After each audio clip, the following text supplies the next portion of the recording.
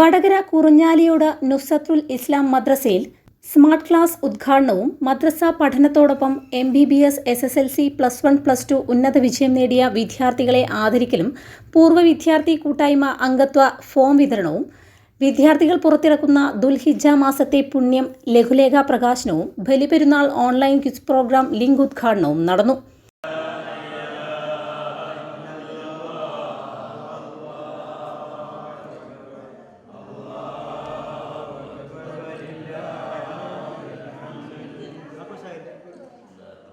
ശേഷം നടന്ന സംഗമത്തിൽ മഹല്ല് സെക്രട്ടറി റഷീദ് ഹാജി സ്വാഗതം പറഞ്ഞു.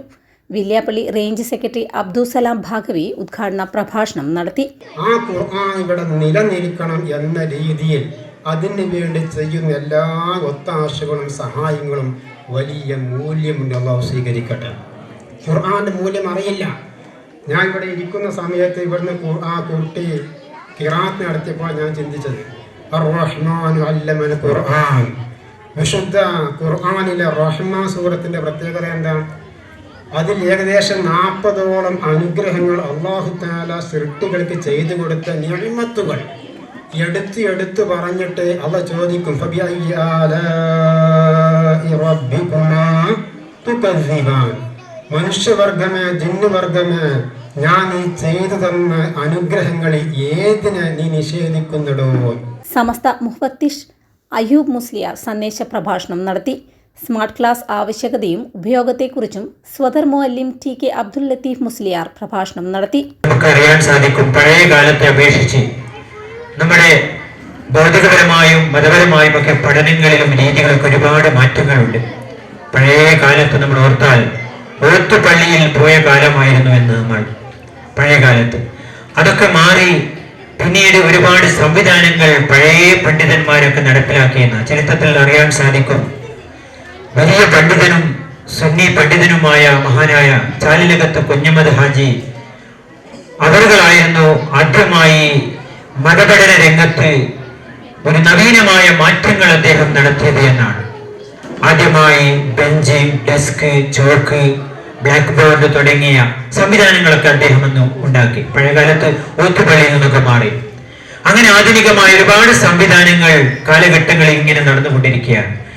ഇപ്പോൾ പഴയ കാലത്ത് ഒരു കുട്ടിക്ക് ഒരു അക്ഷരം പഠിപ്പിക്കുമ്പോൾ പ്രത്യേകമായ അക്ഷരത്തെ ചുവന്ന കളറിൽ എഴുതുന്നതിന് പകരം ഇന്ന് മാഷാ അല്ലാഹ് അത്ഭുതകരമായ വിഷ്വലിലൂടെ കുട്ടികൾക്ക് നമ്മൾ ആ എഴുത്തിന്റെ രൂപം, മാർഗം, അതിന്റെ ഭംഗി, അതിനെക്കുറിച്ച് പാട്ടുകള്, അതിനെക്കുറിച്ച് കഥകളൊക്കെ ഉൾപ്പെടുത്തി വലിയ രൂപത്തിലാണ് നമ്മൾ ഇവിടെ സംവിധാനിച്ചിരിക്കുന്നത്. ഇത്രയും ഈ സംവിധാനത്തിന് നമ്മുടെ കമ്മിറ്റി വർഷങ്ങളായി ഒരുങ്ങുകയാണ്.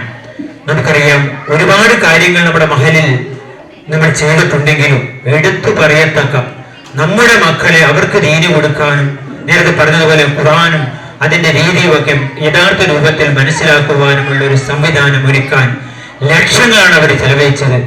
ഒന്നും നമ്മളെ അവരോട് ആവശ്യപ്പെട്ടതല്ല. അള്ളാഹുവിന്റെ മാർഗത്തിൽ ദീനിനെ സ്നേഹിച്ച് നമ്മുടെ മക്കൾ അറിവ് പഠിക്കട്ടെ ആധുനിക സംവിധാനത്തിലൂടെ എന്നവർ മനസ്സിലാക്കിക്കൊണ്ടാണ് ഇതിനൊക്കെ അവർ തയ്യാറായത്. മഹല്ല് പ്രസിഡന്റ് സുലൈമാൻ ഹാജി അധ്യക്ഷത വഹിച്ചു.